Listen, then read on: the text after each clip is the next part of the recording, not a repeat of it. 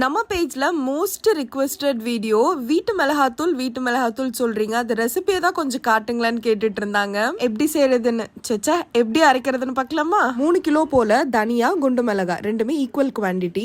மொட்டை மாடியை நல்லா கிளீன் பண்ணிட்டு அது மேல இந்த மாதிரி காட்டன் கிளாத் போட்டுருங்க. இது எல்லாத்தையுமே வெயில்ல நல்லா காய வைக்கணும் 2 நாளைக்கு. நம்ம வீட்டுல எப்பவுமே பாத்தீங்கன்னா வெயில் காலத்துல தான் இந்த எல்லா ப்ராசஸும் பண்ணுவோம். ஏன்னா இது நம்ம 6 மந்த் கிட்ட ஸ்டோர் பண்ணணும். அதனால நல்லா காய வச்சு அரைச்சுக்கணும். இது கூடவே 1/4 கிலோ போல சுக்கு, கொம்பு மஞ்சள் காய வச்சுட்டு இதையுமே இடிச்சு எடுத்து வச்சுக்கலாம். ஒரு பாக்கெட் அளவுக்கு கட்டி பெருங்காயம் இந்த மாதிரி குட்டி குட்டியா கட் பண்ணிட்டு வறுத்து எடுத்து வச்சுக்கலாம். 200 கிராம் அளவுக்கு சீரகம், 200 கிராம் அளவுக்கு மிளகு, இப்படியே லைனா 200 கிராம் அளவுல எல்லாத்தையுமே ஃப்ரை பண்ணிக்க போறோம். இது பாத்தீங்கன்னா வெந்தயம், அது கூடவே வெள்ளைக்கடுகு, அடுத்து கசகசா, சோம்பு, கடுகு, கடலைப்பருப்பு, அரிசி 1 கிளாஸ் போல, அது கூடவே துவரம் பருப்பு, இது எல்லாத்தையுமே ஒரு பாத்திரத்துக்கு மாத்திட்டு இது கூடவே இடிச்சு வச்சிருந்த சுக்கு மஞ்சள் எல்லாத்தையுமே சேர்த்துக்கலாம். இது எல்லாமே நல்லா ஆற விட்டு எடுத்து வச்சுக்கணும். இன்னொரு முக்கியமான விஷயத்த நான் காட்ட மறந்துட்டேன். ஒரு கட்டு போல கருவேப்பிலை வாங்கிட்டு வந்து அதை நல்லா வெயில காய வச்சுட்டு அதையுமே இதோட சேர்த்து பொடி பண்ணிடுவோம். ஃபர்ஸ்ட் இதை மிஷினுக்கு எடுத்துட்டு போய் கொடுத்ததுமே அவங்க வெயிட் செக் பண்ணிட்டு ஒரு மிஷின்ல 1க்கு பாதியமா இதை அரைச்சு கொடுத்துருவாங்க. அதுக்கப்புறம் இன்னொரு மிஷின்ல மாத்திட்டு இது எல்லாத்தையுமே நல்லா பொடி பண்ணி நமக்கு அரைச்சு கொடுத்துருவாங்க. இது அங்கேயே நல்லா ஆற வச்சுட்டு நம்மளோட பக்கெட்ல எடுத்து கொட்டிக்கலாம். அவ்வளவுதாங்க. ஒரு 6 மாசத்துக்கு எங்க வீட்டுல